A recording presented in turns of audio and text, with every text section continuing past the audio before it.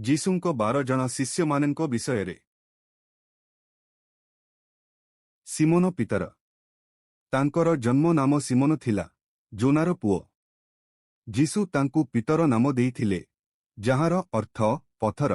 ସେ ବେଥସେଦାରୁ ଏକ ମାଛ ଧରାଳି ଥିଲେ। ରୋମର ସମ୍ରାଟ ନେରୋଙ୍କ ସମୟରେ ତାଙ୍କୁ ଓଲଟା କରି କ୍ରୁଶବିଦ୍ଧ କରିଥିଲେ। ଆନ୍ଦ୍ରିୟ। ଆନ୍ଦ୍ରି ଅର୍ଥ ପୁରୁଷୋଚିତ କିମ୍ବା ସାହସୀ। ସେ ପ୍ରଥମ ଶିଷ୍ୟ ଥିଲେ, ଯିଏ ଯୀଶୁଙ୍କୁ ଅନୁସରଣ କରିଥିଲେ ଏବଂ ତାଙ୍କ ଭାଇ ପିତରଙ୍କୁ ଯୀଶୁଙ୍କ ସହ ପରିଚୟ କରାଇଥିଲେ। ସେ ମଧ୍ୟ ଏକ ମାଛ ଧରାଳି ଥିଲେ। ଗ୍ରୀସର ପାଟ୍ରାସରେ ତାଙ୍କୁ କ୍ରସ ଆକୃତିର କାଠରେ ଚଢ଼ାଇ ହତ୍ୟା କରିଥିଲେ। ଜେବଦୀଙ୍କ ପୁତ୍ର ଯାକୁବ। ଯାକୁବ ଅର୍ଥ ପଦର ହରଣକାରୀ କିମ୍ବା ପାଦର ଧାରକ। ସେ ଜେବଦୀ ଏବଂ ସଲୋମୀଙ୍କ ପୁଅ ଏବଂ ଯୋହନଙ୍କ ଭାଇ ଥିଲେ। ସେ ବେଥସାଇଦାରୁ ଥିଲେ ଏବଂ ଗାଳିଲି ସାଗରରେ ଏକ ମାଛ ଧରାଳି ଥିଲେ। ରାଜା ହେରୋଦ ଏଗ୍ରିପାଙ୍କ ଶାସନ କାଳରେ ସେ ଖଡ୍ଗରେ ଯାକୁବଙ୍କୁ ହତ୍ୟା କରିଥିଲେ। ସେ ଶିଷ୍ୟମାନଙ୍କ ମଧ୍ୟରେ ପ୍ରଥମ ଶହୀଦ ଥିଲେ। ଯୋହନ। ସେ ଯୀଶୁ ଖ୍ରୀଷ୍ଟଙ୍କର ଅତି ପ୍ରିୟ ଶିଷ୍ୟ ଥିଲେ। ଯୋହନ ଅର୍ଥ ଜିହୋବା ଅନୁଗ୍ରହକାରୀ ଅଟନ୍ତି। ସେ ଜେବଦୀ ଓ ସଲୋମୀଙ୍କର ପୁଅ ଏବଂ ଯାକୁବଙ୍କର ଛୋଟ ଭାଇ ଥିଲେ। ବିଶ୍ୱାସ କରାଯାଏ ଯେ ଯୋହନ ସମ୍ଭବତଃ 100 ଖ୍ରୀଷ୍ଟାବ୍ଦରେ ଏପିସରେ ମୃତ୍ୟୁବରଣ କରିଥିଲେ। ଫିଲିପ। ଫିଲିପର ଅର୍ଥ ଘୋଡ଼ା ପ୍ରେମୀ କିମ୍ବା ଯୋଦ୍ଧା। ସେ ଗାଲିଲିର ବେଥସାଇଦାରୁ ଥିଲେ। ସମ୍ଭବତଃ ଯୀଶୁଙ୍କୁ ଅନୁସରଣ କରିବା ପୂର୍ବରୁ ସେ ମାଛ ଧରୁଥିବା କାର୍ଯ୍ୟ କରୁଥିଲେ କିମ୍ବା ମତ୍ସ୍ୟ ବ୍ୟବସାୟୀ ଥିଲେ। ସେ ହିଏରାପୋଲିସରେ ଯୀଶୁଙ୍କ ପାଇଁ ଶହୀଦ ହୋଇଥିଲେ। ଅନେକ ମନେ କରନ୍ତି ଯେ କ୍ରୁଶରେ ତାଙ୍କ ମସ୍ତକକୁ ତଳ କରି କିମ୍ବା ପଥର ମାରି ହତ୍ୟା କରିଥିଲେ। ବାର୍ଥୋଲୋମି। ବାର୍ଥୋଲୋମିର ଅର୍ଥ ଟୋଲୋମାଇଙ୍କ ପୁଅ। ସେ ଗାଳିଲିର କାନା ନଗରରୁ ଆସିଥିଲେ। ସେ ପ୍ରଥମେ ଯୀଶୁଙ୍କୁ ସନ୍ଦେହ କରୁଥିଲେ। ଖବର ଅନୁଯାୟୀ ସେ ଆର୍ମେନିଆର ଅଲବାନୋପୋଲିସରେ ଜୀବନ୍ତ ଚାମଡ଼ା ଉତ୍ତୋଳିତ କଲାପରେ ତାଙ୍କ ମୁଣ୍ଡ କଟାଯାଇଥିଲା। ଏହା ତାଙ୍କର ଦୃଢ଼ ବିଶ୍ୱାସର ସାକ୍ଷ୍ୟ। ଥୋମା। ଥୋମାର ଅର୍ଥ ଯାଆଁଳା।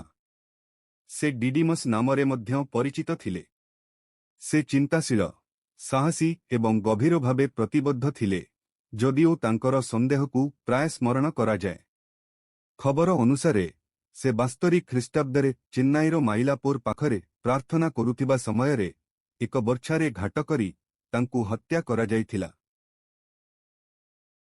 ମାଥିଉ। ମାଥିଉର ଅର୍ଥ ଜିହୋବାଙ୍କ ଉପହାର। ସେ କଫର୍ନାହୁମରେ କରଗ୍ରାହୀ ଥିଲେ, ଯିଏ ରୋମାନ ଶାସକମାନଙ୍କ ନିମନ୍ତେ କାମ କରୁଥିଲେ।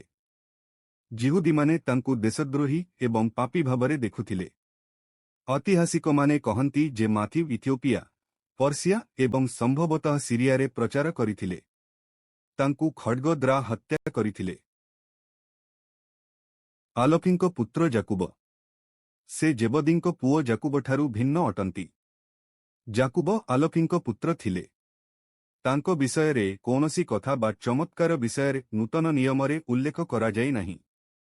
ପ୍ରାୟ 62 ଖ୍ରୀଷ୍ଟାବ୍ଦରେ ଯାକୁବଙ୍କୁ ତାଙ୍କ ବିଶେଷ ପାଇଁ ତାଙ୍କୁ ମିଶର କିମ୍ବା ଜେରୁସଲେମରେ ଶହୀଦ କରାଯାଇଥିଲା। ଥଦ୍ଦିୟ।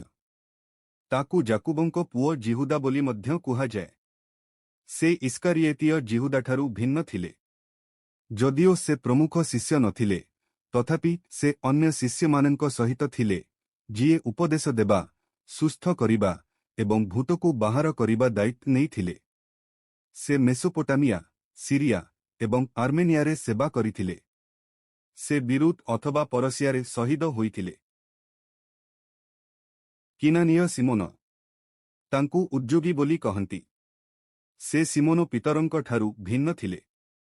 ତାଙ୍କର ଉଦ୍ଯୋଗୀ ପଦବୀ ଆନ୍ଦୋଳନର ସଦସ୍ୟତାକୁ ସୂଚାଇଥାଏ, ଯାହା ଏକ ବିପ୍ଳବୀୟ ସମୂହ ଥିଲା ଯାହା ରୋମାନ ଶାସନକୁ ପ୍ରତିରୋଧ କରୁଥିଲେ କିମ୍ବା ସାଧାରଣତଃ ଜିହୋବାଙ୍କର ବ୍ୟବସ୍ଥା ପାଇଁ ଏକ ଉତ୍ସାହୀ ଥିଲେ।